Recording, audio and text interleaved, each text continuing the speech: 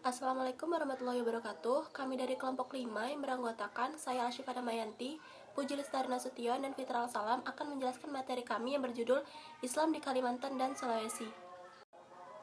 Pada materi kali ini, poin-poin yang akan kami bahas mengenai tradisi masyarakat Kalimantan dan Sulawesi sebelum Islam datang, sejarah masuknya Islam ke Kalimantan dan Sulawesi, tokoh-tokoh yang berpengaruh terhadap masuknya Islam ke Kalimantan dan Sulawesi, serta kerajaan-kerajaan besar yang ada di Kalimantan dan Sulawesi serta pengaruhnya.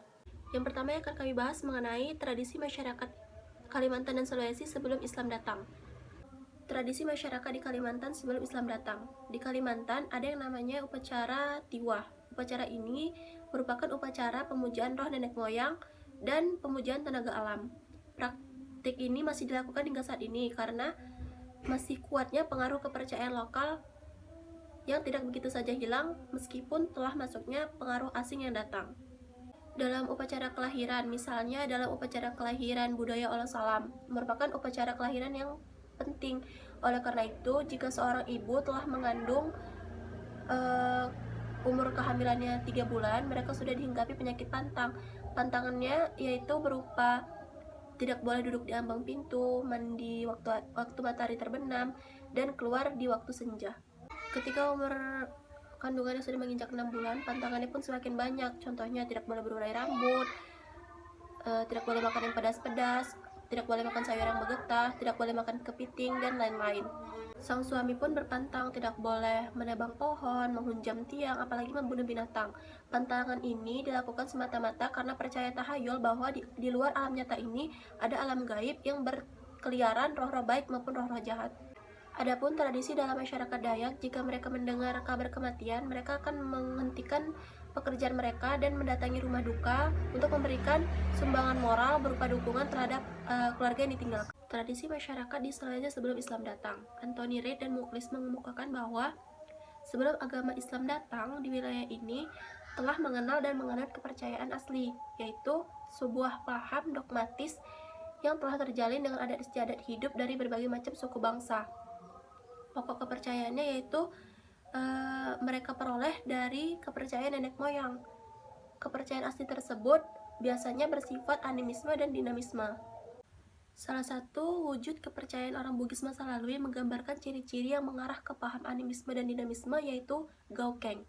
Gaukeng diyakini sebagai sosok makhluk halus penjaga sebuah komunitas. Dapat berupa segala sesuatu yang bentuknya tidak biasa atau mempunyai ciri-ciri aneh seperti bajak tua, biji buah yang telah kering, tunggul pohon, namun biasanya lebih banyak berupa batu. Seiring berjalannya waktu, terdapat indikasi kuat bahwa sebelum Islam datang terdapat pengaruh agama Hindu dan Buddha di wilayah tersebut. Namun, pengaruh tersebut tidak terlalu kuat seperti di wilayah Jawa dan Sumatera. Baiklah, saya Puji Lestari Nasution akan melanjutkan materi selanjutnya, yaitu poin B, sejarah masuknya Islam ke Kalimantan dan Sulawesi. Yang pertama, sejarah masuknya Islam ke Kalimantan. Islam sangat mengakar kuat di Pulau Kalimantan seiring dengan perkembangan Islam di bumi Nusantara. Ada banyak teori tentang kapan Islam masuk ke Kalimantan. Marzuki dalam Tarikh dan Kebudayaan Islam menjelaskan, di Pulau Kalimantan Islam masuk melalui pintu timur. Kalimantan Timur pertama kali diislamkan oleh Datuk Ri Bandang dan Tunggang Parang. Kedua mubalik ini datang ke Kutai atau Kalimantan Timur setelah orang-orang Makassar masuk Islam. Islamisasi di sini dan daerah sekitarnya diperkirakan terjadi sekitar 1575 Masehi. Teori lain menyatakan bahwa Islamisasi Kalimantan mungkin berlangsung atau dimulai dari kerajaan Brunei. Pada masa itu, Brunei merupakan pelabuhan dagang yang paling terkenal di Kalimantan. Menurut Didik Prajoko dan kawan-kawan, dalam Atlas Pelabuhan-Pelabuhan Bersejarah di Indonesia, sebelum muncul Kerajaan Banjarmasin, di sebelah barat laut, pulau ini terdapat kota pelabuhan terkenal, yaitu Lawe dan Tanjung Pura. Kedua tempat ini berseberangan dengan pantai utara Jawa. Karena itu, hubungan perdagangan banyak dilakukan dengan kota pelabuhan yang ada di pantai utara Jawa. Menurut pengembara Portugis atau Tom Price, raja dan masyarakat kedua tempat ini masih menyembah berhala. Tetapi Tanjung Pura tunduk kepada Patiunus, raja di Jepara. Patiunus yang menyerang Portugis di Malaka dan diidentifikasi dengan nama Pangeran Sabranglor dalam berbagai abad, jelas berasal dari Kerajaan Demak. Karena itu, dengan adanya hubungan antara Tanjung Pura dan para pedagang di Jawa dan Malaka, mungkin di kalangan penduduk Tanjung Pura sudah ada yang memeluk agama Islam. Nah, teori ini tentu sejalan dengan pendapat yang mengatakan bahwa Islam masuk di Kalimantan dibawa oleh Sunan Bonang dan Sunan Giri pada abad ke-15 Masehi. Juga Said Abdurrahman dan Khatib Bayan. Para penyiar Islam datang ke Kalimantan sambil berdagang, menyusuri sungai-sungai besar di Kalimantan. Secara berangsur-angsur, pengaruh Islam ke seluruh wilayah Kalimantan. Di Kalimantan Timur misalnya, masuknya Islam di daerah ini ternyata tidak hanya dibawa oleh penyiar dari Gresik, tetapi juga dari Bugis. Demikian pula di Kalimantan Barat, datangnya pengaruh Islam berasal dari Palembang dan Semenanjung Malaka. Di Kalimantan Tengah, Islam masuk melalui para pedagang Melayu. Mereka sambil berdagang sekaligus menyiarkan Islam. Hal tersebut terjadi sekitar abad ke-16. Doktor Sejarah Indonesia, Fakultas Adab Win Syarif Hidayatullah Jakarta, UK Jandra Samista, dalam Kedatangan dan Penyebaran Islam menjelaskan bahwa kedatangan 10 Islam di daerah Kalimantan Selatan, di kalangan keluarga raja negara Dipa dan kemudian negara Daha. Terjadi perebutan kekuasaan antara Pangeran Tumenggung dan Raden Samudra, cucu Maharaja Sukarama dari negara Daha. Menurut Hikayat Banjar, Raden Samudra mendirikan kerajaan Banjar dengan dukungan Patimasi, Balit, Muhur, Kuwin, dan Balitung. Konon, untuk mengalahkan kekuasaan Pangeran Tumenggung, Raden Samudra meminta bantuan tentara kepada kerajaan Demak. Namun di antara bantuan itu juga terdapat seorang mubalik yang disebut penghulu Demak. Setelah Pangeran Tumenggung tunduk kepada Raden Samudra menjadi muslim dengan gelar Sultan Suryanullah sejak sekitar 1550-an. Kalimantan Selatan mulai diislamkan. Kedatangan Islam di Kalimantan Timur dapat kita ketahui dari Hikayat Kutai yang menyatakan bahwa masa pemerintahan Raja Mahkota datang dua orang mubalik yang bernama Tuan Ribandang dan Tuan Tunggang Parang. Mereka datang di daerah Kutai setelah mengislamkan masyarakat di Sulawesi Selatan. Setelah Raja Mahkota memeluk Islam, Dato' Ribandang kembali ke Sulawesi Selatan, sedangkan Tuan Tunggang Parang menetap di Kutai. Raja Mahkota masuk Islam setelah kalah dalam pertarungan kesaktian dengan mubalik tersebut. Peristiwa masuk Islamnya Raja Kutai dan mulai menyebarnya Islam di daerah sekitarnya diperkirakan terjadi sekitar 1575 Masehi.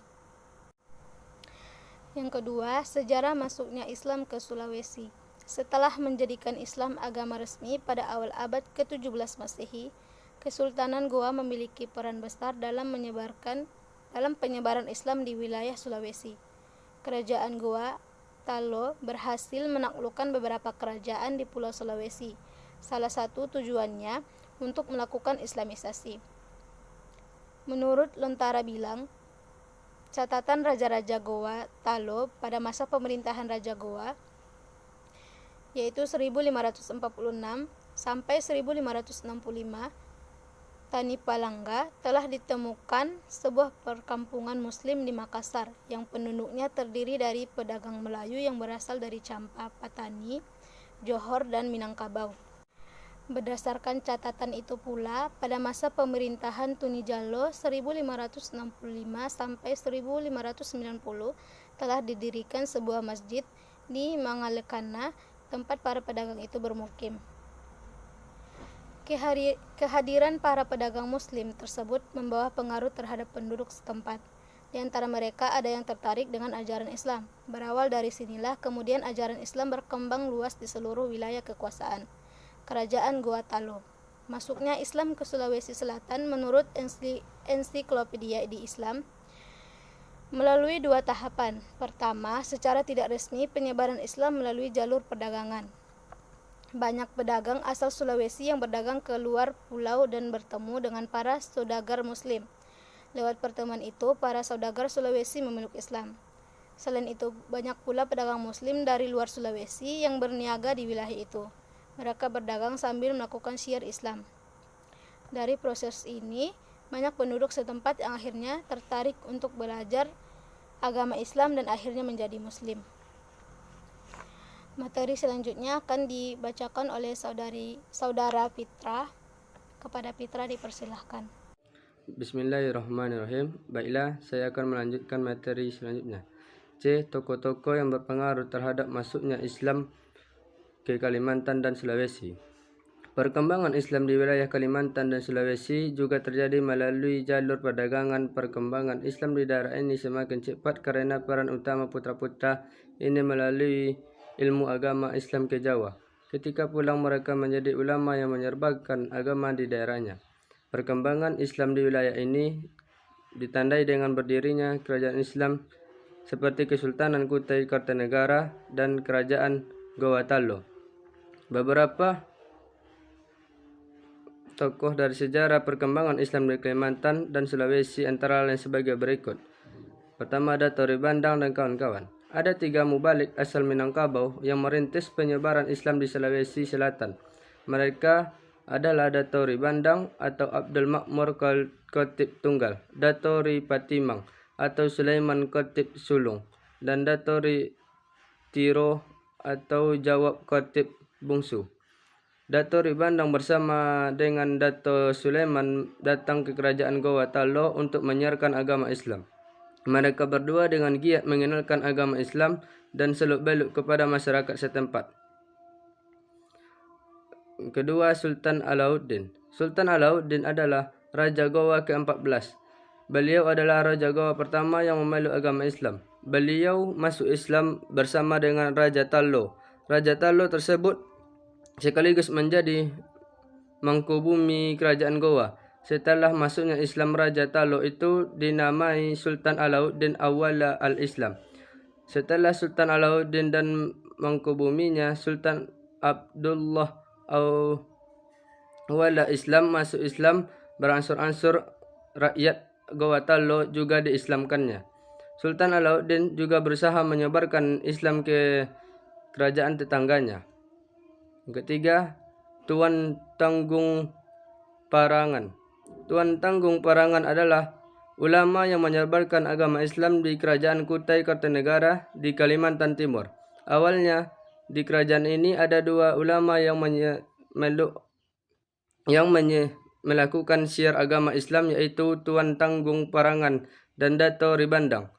Namun setelah beberapa lama Dato' Ri Bandang kembali ke Makassar atau kerajaan Gowatalo melanjutkan syiar yang beliau rintis di sana. Tuan Tanggung Parangan tetap tinggal di Kutai. Berkat ajaran Tuan Tanggung Parangan, Raja Ali Mahkota memeluk Islam. Hal itu diikuti oleh putranya Aidi Langgar yang menggantikan kedudukannya. Keislaman Raja Mahkota diikuti juga oleh Pangeran Hulu Balang dan seluruh rakyat Kutai. Penduduk yang enggan masuk Islam semakin mendesak masuk ke pedalaman. Kerajaan Kutai Kartanegara berganti nama menjadi Kesultanan Kutai Kartanegara. Ajaran Islam berkembang pesat di kesultanan ini.